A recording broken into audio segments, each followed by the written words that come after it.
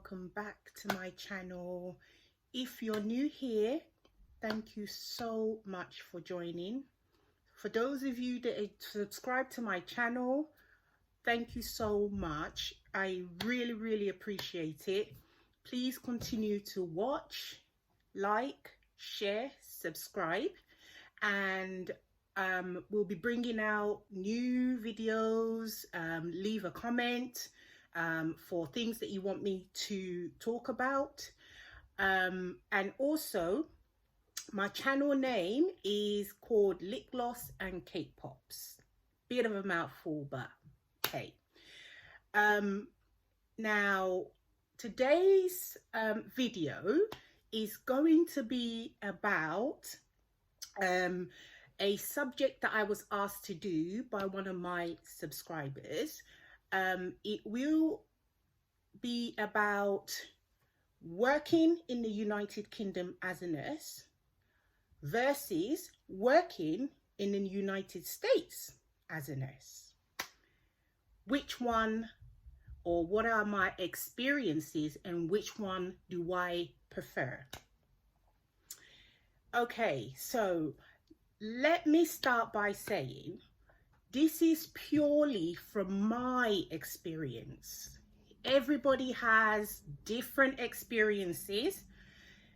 Those of you that work in the United States may have a different experience from me, maybe from, you know, facility to facility, state to state. Your experiences may differ.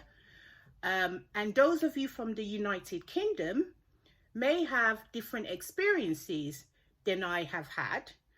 You know, again, maybe from hospital to hospital, your experience may be different from mine.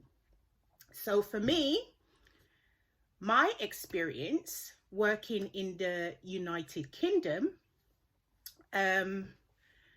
over 15 years that I have been qualified as a UK nurse, I have had various experiences from medical surgical, ICU, pre-surgical assessment, OC health, various different experiences.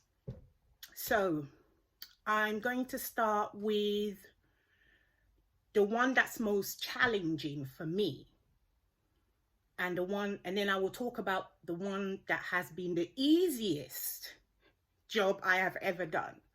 So the most challenging for me has been ICU and ward. Not so much ICU, because you get a 1 to 2 ratio. So 1 nurse to 1 patient, or 1 nurse to 2 patients, depending on the level. So if it's a level 1, level 2, or level 3, that all depends. Now, it's hard work in ICU, and you have to be very vigilant. You have to be on your toes all the time. It's a fast-paced environment. Quick, things change very quickly. Your patients may deteriorate very quickly. So as somebody that's been a mentor, that has had students, I would say it's not for everybody.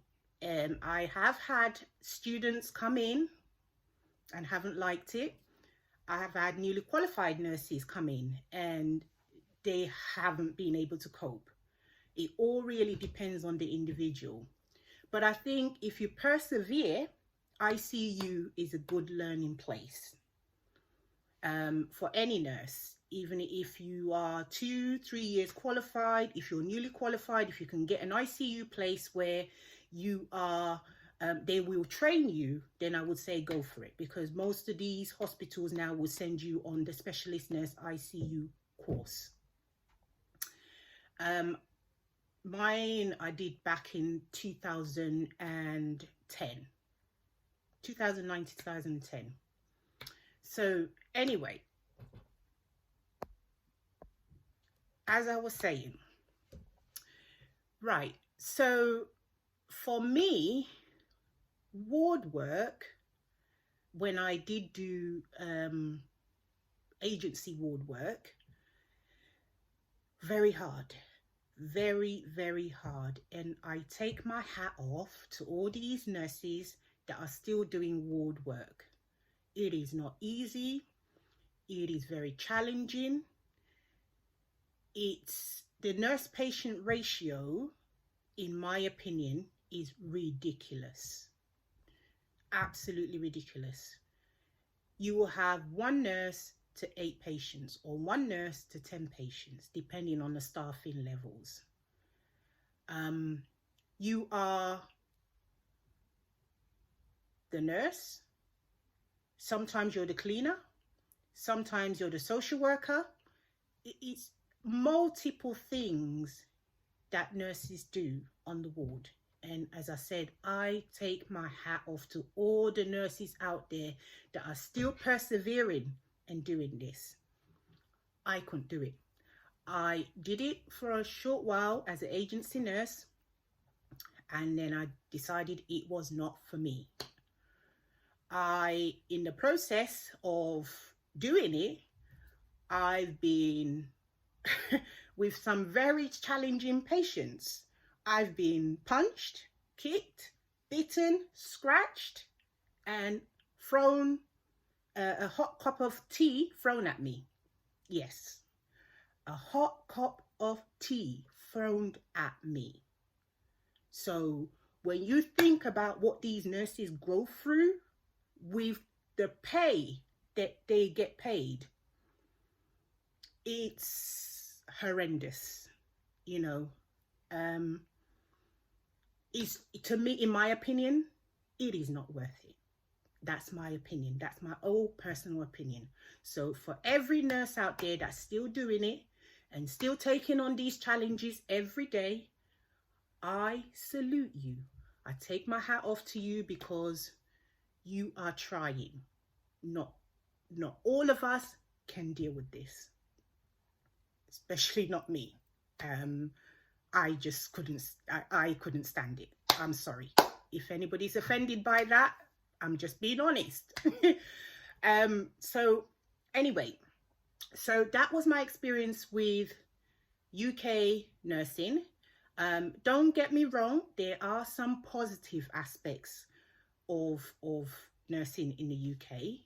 It gives you this, especially my experience in ICU, it does give you satisfaction when you see a person that's come in that's been critically ill, and you thinking, no, this person is not going to survive, and you nurse them. Is that self satisfaction that you nursed, you took part in that care to get that person back on their feet. It's truly satisfying, and that's why I've always loved ICU. It is hard. It comes with its challenges as well, but it's a good place to learn.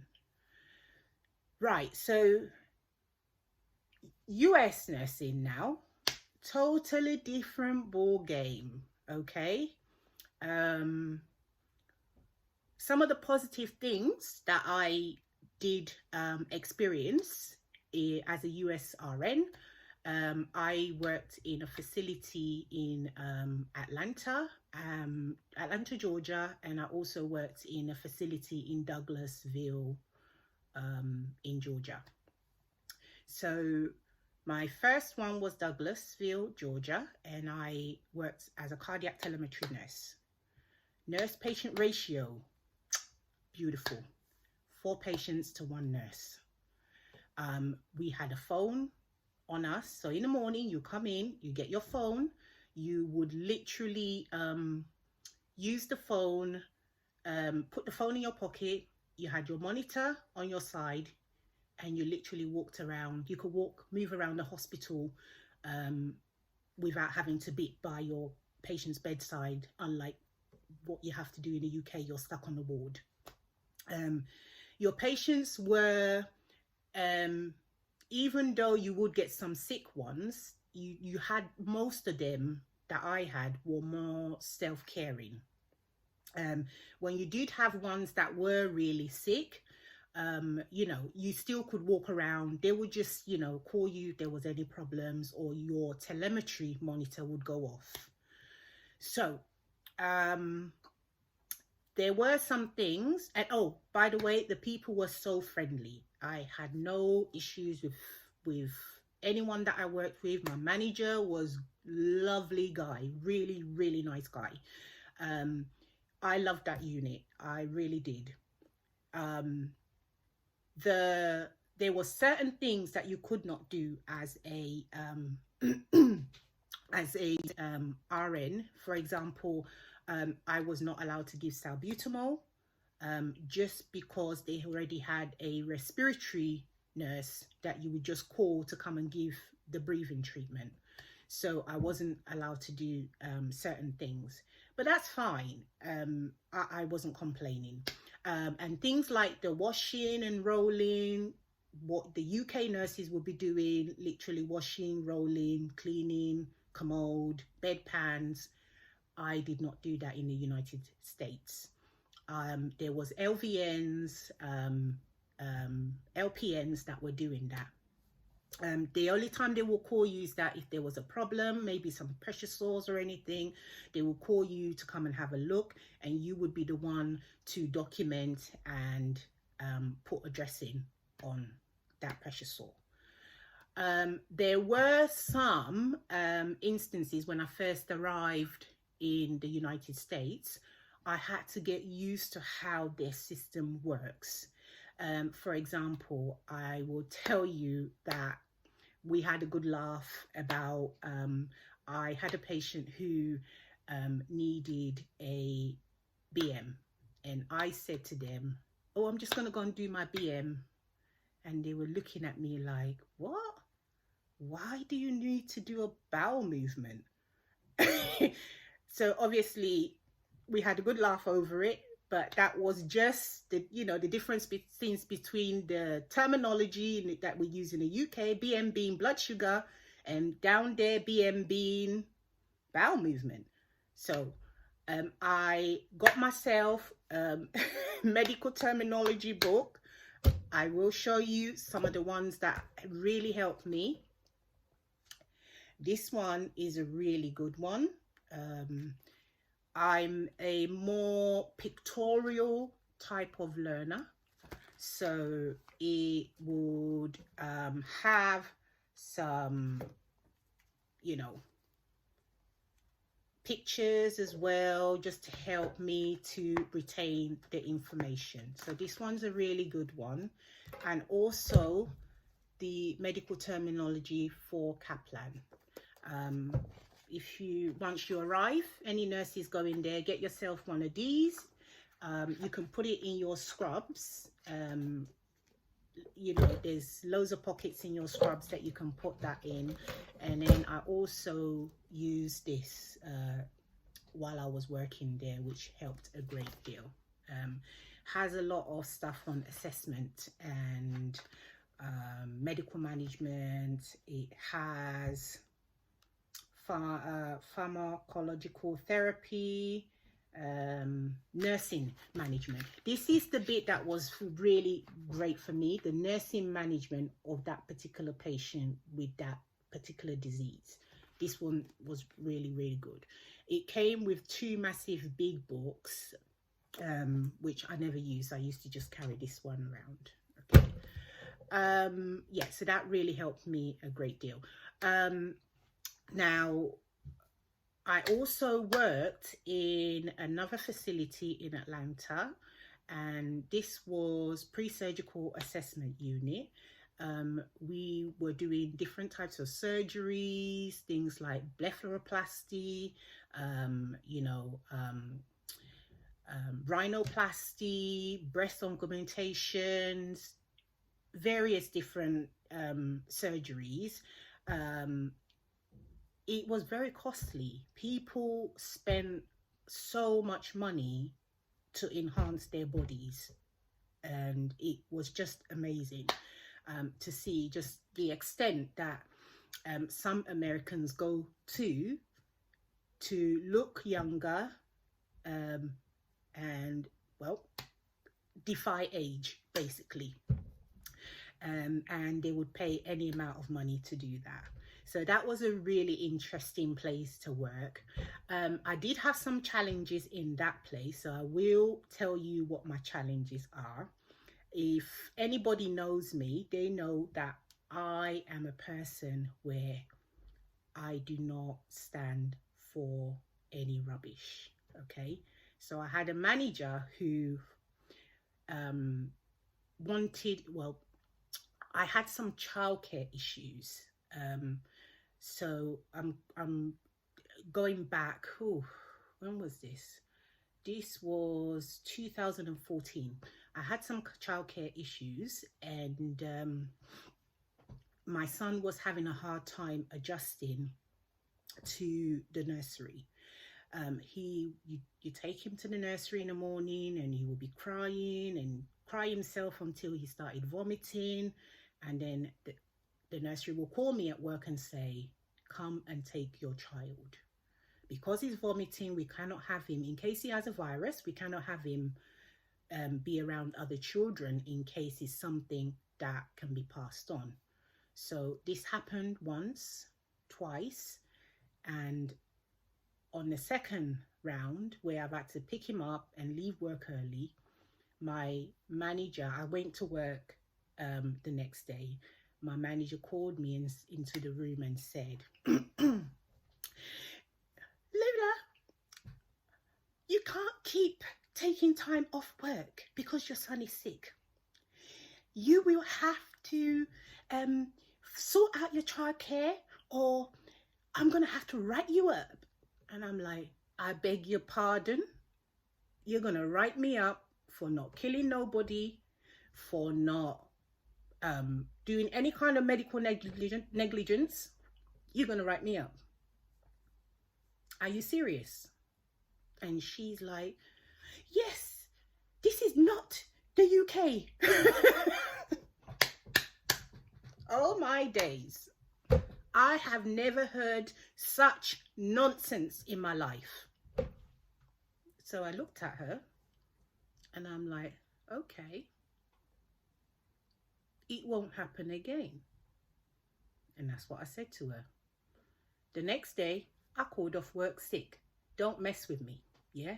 Because I'm the type of person where if you feel you're going to intimidate me, or if you feel you're going to have me choose what's more important, my child or your job, you can stuff your job. That's me.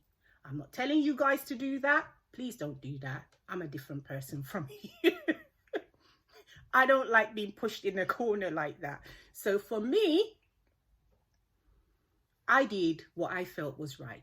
Took the day off work, called off sick, and when I went back the following day, I went into her office and I said to her, guess what? I'm going part-time, 2 days a week. I'm no longer doing 5 days. I'm going to do 2 days a week because that's the only way I can figure out my childcare. My son can go to nursery for 2 days a week, and the other 3 days, I'll be at home looking after him, making sure that he's well taken care of. If you saw the shock in her face. And then she backtracked and said, oh, well, I didn't expect you to do that, and you don't have to do that. I'm like, no, I do. My son is more important than your job. Okay? So I went part-time, 2 days a week. The woman was awful. So as I said, I'm not telling you lot to do that, but what I am saying is stand your ground when you get to the United States. Don't let nobody push you in a corner. Don't let nobody intimidate you. You are a nurse, a qualified nurse with your knowledge base in your head. Don't let nobody intimidate you. Don't let nobody push you into a corner or make you feel like you have no choice. Okay? That's all I'm saying. And for those of you who are going to America with your children, what I would say is, please try and sort your childcare out before you go there.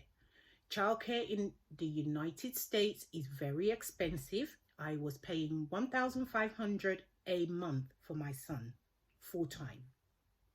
When he went part time, the money reduced. But you can imagine, you know, luckily I was getting paid enough money to be able to afford that. But it was still quite a lot of money spent on childcare. So sort your childcare out. Start thinking about where you're going to leave your child, who you're going to leave your child with.